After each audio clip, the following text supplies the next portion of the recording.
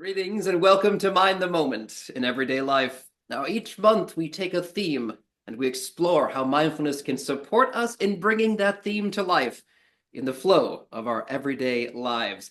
Our theme for this month is mindful movement for happier joints and muscles. I'm your host, John Roberts from Living Well Community, the vast library of interactive virtual wellness classes and on-demand programming created and curated for you by Point 32 Health and its family of companies, which include Harvard Pilgrim Healthcare and Tufts Health Plan. Now, I'm thrilled to be joined all this month by your mindfulness guide, Mary Starr Green. Welcome to you, Mary. Good to see you. Thank you, John. It is always a delight to be with you and with everybody else. Now, Mary, over the next 3 sessions, we're going to get a chance to get to know you as an expert mindfulness teacher. But right now, if I may, I'd like to just get to know you a little bit better as a person. So here we are in the thick midst of midwinter. And I'm wondering, you might tell us, what do you do to get or stay cozy during the deepest, darkest winter months? Oh, that's a lovely seasonal question. Um, well, cozy for me is also comfort. So I would have to say fleece is, if I could say it in one word, fleece. I if I'm at home and I can get in my comfy clothes, I've fleece pants, a fleece hoodie, I've got fleece lined slippers, just feeling that fleece blanket. And also just comfort food, comfort drink, soups, yum, tea.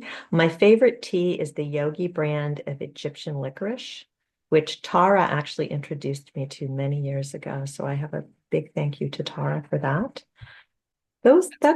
Yeah, That's our cozy warm. the creator of our Mind the Moment program, Tara Healy, always connecting people to the tea they need when they need it, I think. Also, I like to think of soup as being the fleece of food. So thank you for that, Mary. That's beautiful.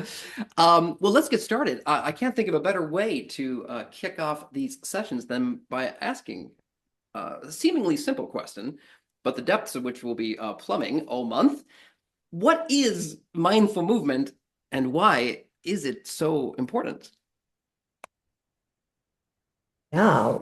Well, um, for me, I kind of unpack it with two words. So the movement part is, there's some physical action that happens. So this is an embodied um, practice of movement. And the mindful part, as with the word mindful, is just the quality of attention that we give to the time that we are in movement, that we're moving the body, making shapes with the body, as I sometimes say.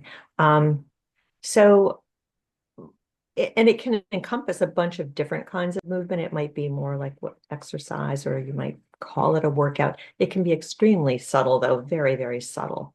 Moving a couple of fingers, for instance, and just noticing sensations of that. And why it's important. Well, we are in our bodies all the time. And, you know, many of us, most of us are generally moving in a way that's habitual, kind of conditioned. We're just really not thinking about it. So the mindful movement is a practice, it's an opportunity to, you know, to pay attention in a way that is more curious. And in doing that, we get to know our bodies better. So there's kind of developing body awareness, and we strengthen that whole mind body connection. Intentional conscious breath work is part of mindful movement in my book. So we can see how the body mind works with the breath. Yeah, and through all of this, it really just helps boost our stress resilience and makes us feel better, especially in the winter when we tend to close down and maybe not move as much. Mary, there's a lot of beautiful things you said in there. Like one that I sort of hooked onto was this idea of the habits of movement that we may develop over a lifetime. I think when we think about quote unquote bad habits, it might be like, oh, I eat too many potato chips or I watch too much TV. But What I'm hearing is that we can get into, if not bad, maybe habits of movement that are not serving us well. And so we shouldn't assume that the way we sit, the way we happen to walk or move throughout the world is necessarily the best way to do so. And so I gather we'll be exploring here today a little bit more about how we can maybe undo, or maybe I should say identify and then undo some of those habits which Mm. perhaps are not helping us move forward in inhabiting our bodies in the most um, easeful way. Yes, yes. And really, first of all, just bringing the awareness to how it is that we are moving and how we are sitting. Because yes, if we're once we're aware of it, then we can make these subtle shifts and experiments. Yeah. Now, folks, everyone watching, we'd love to have you be a part of this conversation as well. So please do open up the chat. And now or at any point during the session, we'd love to have your questions and comments. But Mary, while folks are thinking and typing, you mentioned the word exercise. And I gather that when we're doing mindful movement, it could be elements of it could be construed as we're exercising, but it's not exactly exercise. You said that that component of mindful awareness is perhaps what separates it from what we might think of as just going to the gym and working out.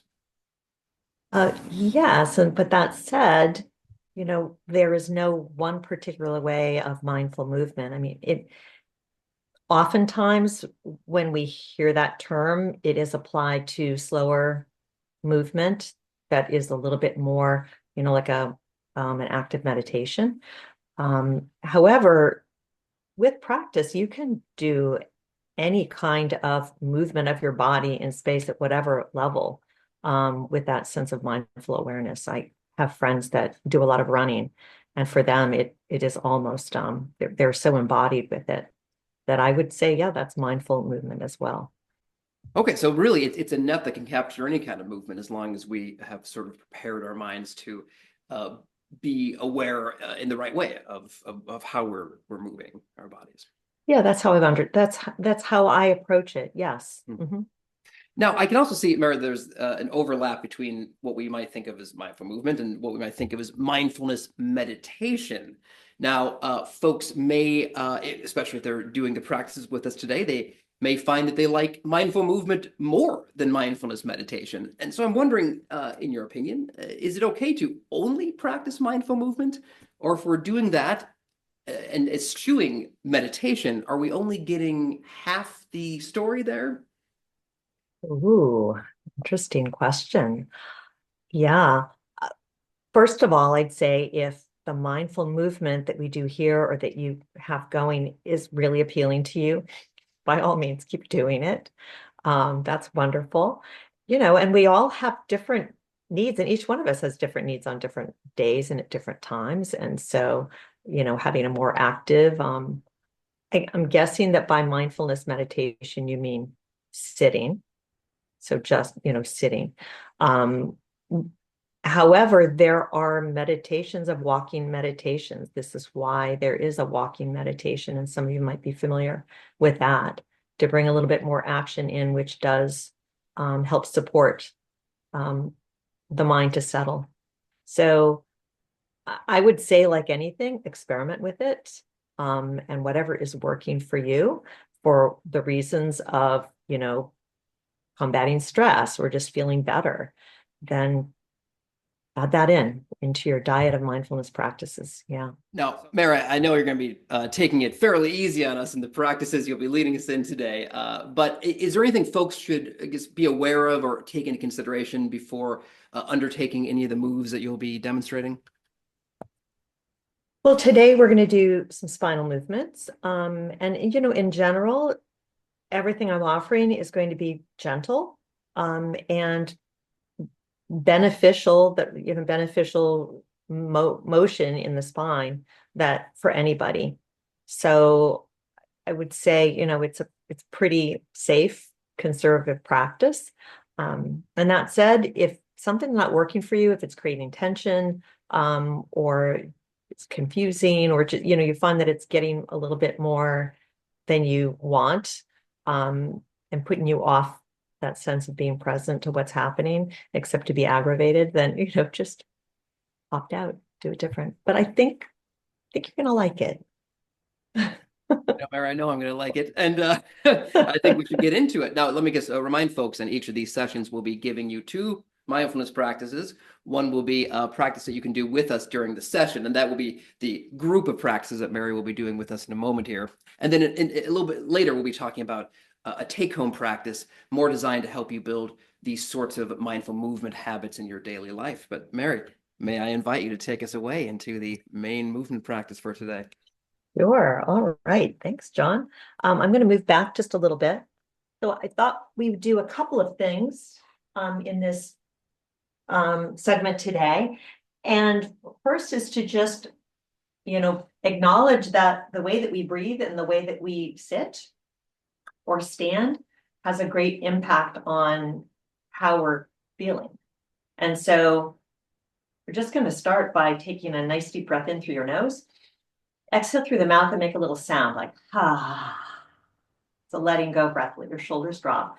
Take a deep breath in through the nose, filling the body with breath, and give a letting go breath, maybe with a sigh or a sound or open and close the jaw. It may seem silly, but this is our body's way of helping to kind of reset. So we can breathe in through the nose, then exhale through the mouth, a little sound. Beautiful. All right. And so now bringing a little bit more attention into how we are sitting, our posture, which is, how we're holding the body. So sitting in a way that it feels balanced along your backside. And elongating your spine, which means, it's generally to sit up tall. But imagine with your chin level that you had a cord at the very top of your head, like the very crown of your head, that was gently lifting you up towards the sky. And let your shoulders relax, feel your feet on the ground. So you've just elongated the spine. This does require a little bit of abdominal and back muscle action.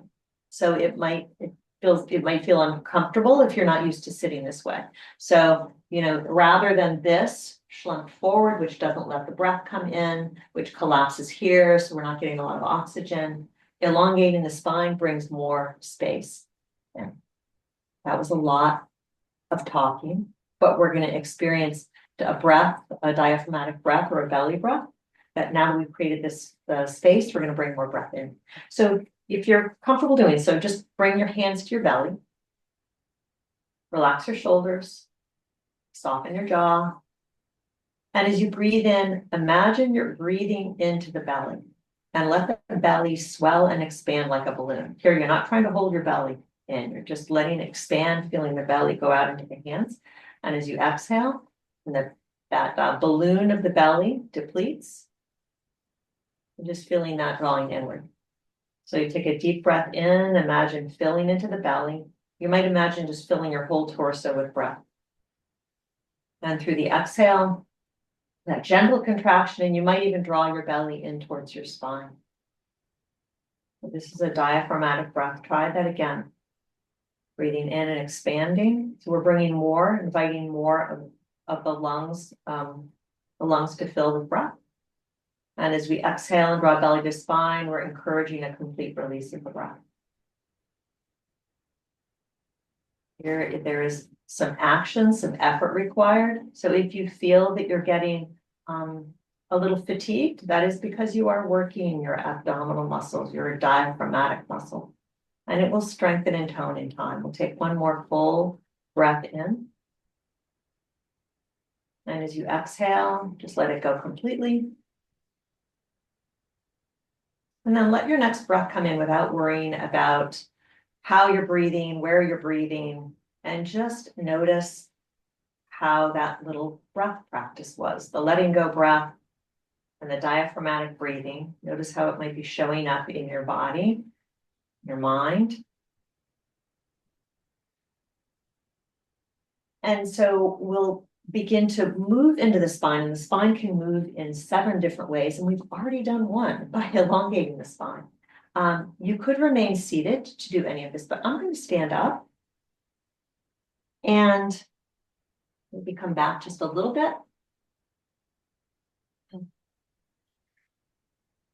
Okay, and so we're going to start with just noticing how we're standing, because similar to how we can sit and tend to collapse forward, which I'm really working with that now. So my head is forward, slumped forward, not a lot of space for the breath to come in. So we want to, again, elongate the spine, let the shoulders roll back. And this should be feeling comfortable and not tense. So just feeling that you've got more space in your front, more space in your sides. We'll start with a flexion and extension of the spine, which brings a lot of circulation in, really good to kind of boost our mood, get the energy going, and to calm us down too if we're a little hyper. So bend the knees a little bit, and you can bring your hands here. What we're doing is supporting the spine forward. So not falling forward, but using the hands, the strength of the arms, a little bend in the knees. So this is our elongated spine coming forward. So now you're going to round your back. Imagine you're a cat.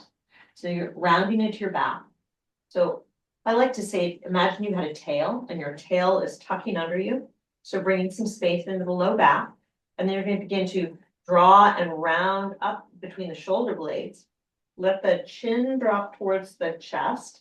The front of the shoulders draw forward. And pause here as you've made this C curve or this flexion in the spine.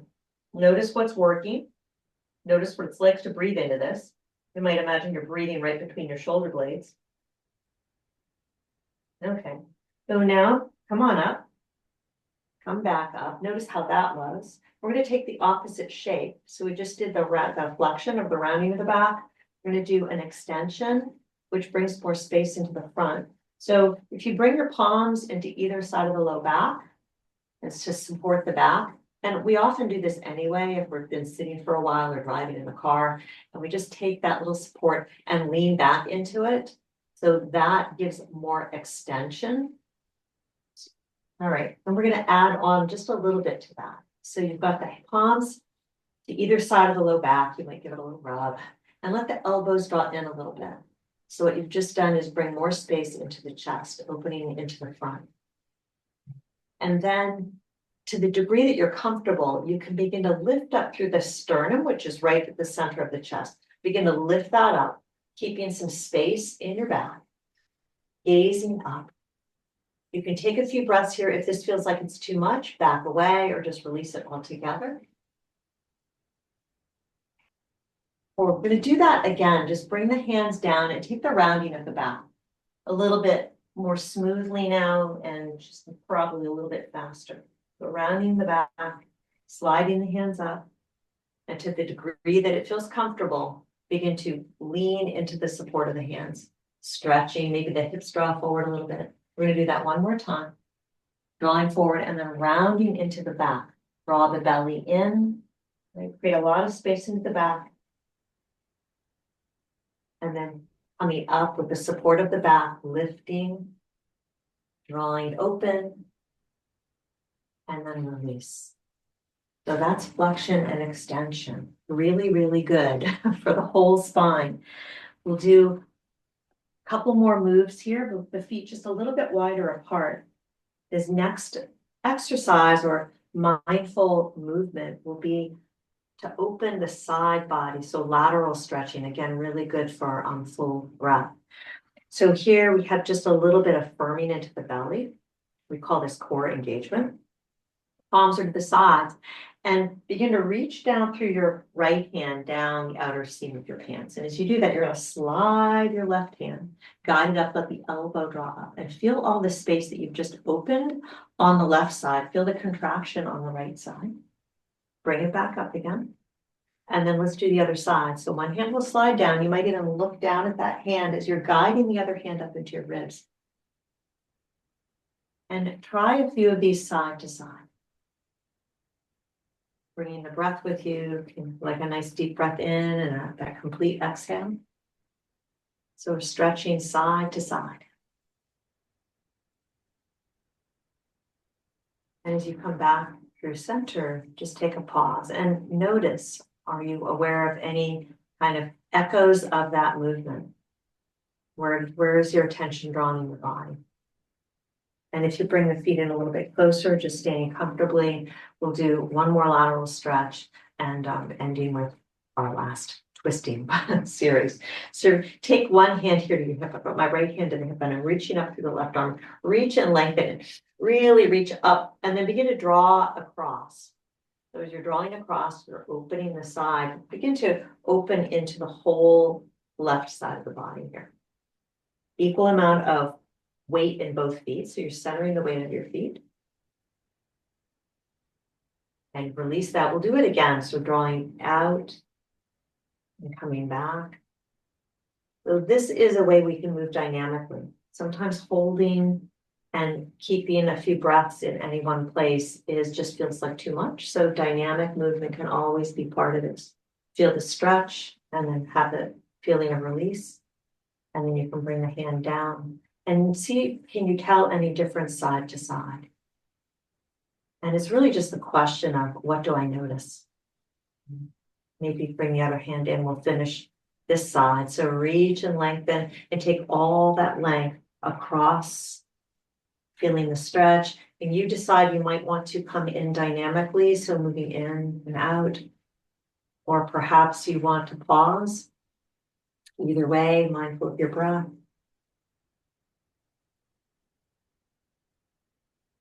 And we'll release and bring that hand down. Send the feet just a little bit wider apart and place your hands on your hips, kind of the hip bones. So we have the pelvis, the hip bones, you feel them either side. And this is a little experiment in how we can twist through the body. Let your right hip draw forward as your left hip draws back. If you imagine you had this is your center, and you're letting one hip come forward, other hip come back. Keep your feet flat to the ground. So we're rotating the whole body is what we're doing. Okay, so having that sense of being able to do that.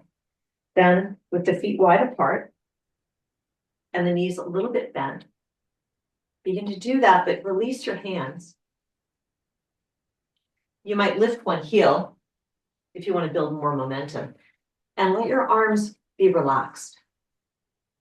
This is a little bit faster than what we've been doing, and it can be kind of playful.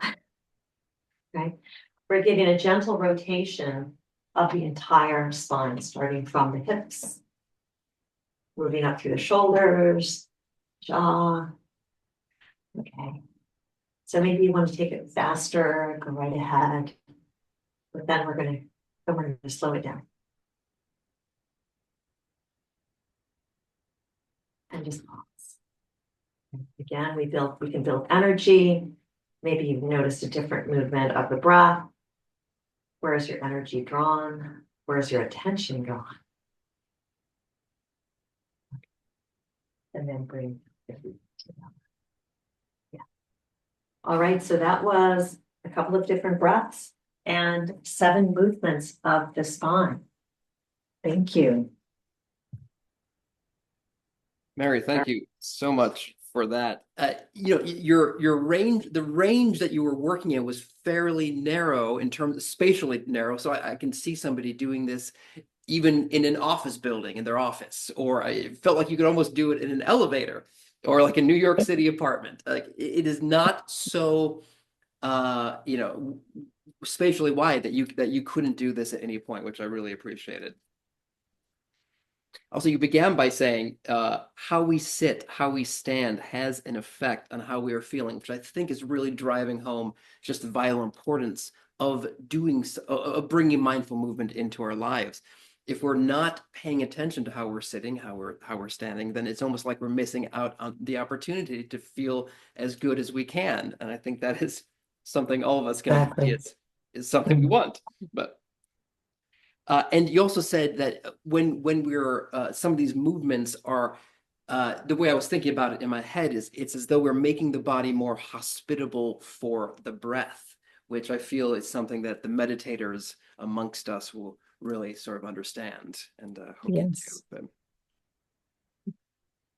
Mary, one thing I was noticing for myself, if I may, was one side of my body felt much tighter than the other, which it felt a little bit unusual to me because I don't think of myself as like I guess I'm right-handed, so I suppose maybe I'm favoring one side. But is that common to have like one side felt pretty loose, one side felt pretty tight? Sure, I've noticed it myself. I don't think it's at all unusual. And, we can reflect back and go, where was I using my body any differently? And we're all different, dealing with different things too. So different things come up. And it's really just, I think maybe there was the inquiry of, do you notice a difference side to side as we were working through some of the movement that we did? And, it might be that this is all new to you. And it's like, I don't notice anything. And that's okay too. But it's really just taking that pause and seeing what you notice. So very interesting that you would notice a little different side to side. I guess I'm doing it right if I'm noticing. Now, Mary, as I mentioned before, we'll be inviting folks to do a sort of take-home version of this. I'm wondering if you could say a few words about how we might bring what you taught us today or something like it into really just the flow of our everyday lives. Sure. Well, the flow of our everyday lives is our breath. So that's a really good place to, I mean, we'll be breathing anyway, right through this next moment into the next, into the next. But bringing awareness into maybe just consider without even having to change it, just consider how am I breathing? What's the quality of my breath? Where do I feel it? Just get a little bit more curious about it. And then adding in that component of how am I positioning my body? And does it feel different if I sit up and take a deeper breath and down? So it could be as simple as that, just considering the patterns that we are already holding and, maybe trying it a little bit differently to see if there's a difference.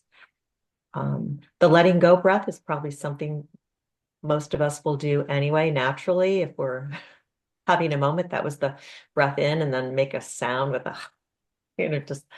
just making a little sound through the mouth. But that is a natural part of our body's response to stress, and it's good. It's a de-stress. I can see suggesting folks maybe they could set a timer on their phone to go off, I don't know, once an hour. That would uh, signal you to think, okay, where's my breath right now? How am I standing? How am I sitting? Am I tensing one side more than the other? Yes, yes. And also consider how much have you been sitting, Mm. and it might be that that timer includes standing up. I mean, many of us are already sensitive to that and probably incorporating that, but yes, certainly using the timer as little reminder. Mary, do you have thoughts or guidance on how often we should be getting up and moving around if, for example, we work in an office and we're sitting for most of the day? Is there like a little like rule of thumb, like every Oh, often? I mean, I have seen, workplace signs that will have a number on it. I think that helps to bring our awareness to it. I would say if every hour you have not stood up in an hour, for me, that's my threshold. For other people, they might need to be every half hour. Um, yeah, even if it's a stand up, sit down, it doesn't have to be more than that. Hmm. Yeah. I could not be more grateful for your guidance today. We look forward to continuing to explore this topic with you next week at the same time. Just like to thank you so much for joining us and leading us today. My pleasure. Thank you. Thank you, everybody. Final word before we go from the architect and thinker Buckminster Fuller, who opined, "You never change things by fighting the existing reality. To change something, build a new model that makes the existing model obsolete." Now, for those of us whose bodies may not bend or twist quite the way they used to when we were young or younger, it's good to remember that through practices like the one which Mary led us in today, we can explore and forge a new model for inhabiting our bodies in such a way that allows us to take full advantage of everything those bodies have to give, regardless of which life stage we may be at. We hope to see you next week, folks. We'll be back here with Mary. Until then, please go forth and be excellent to each other.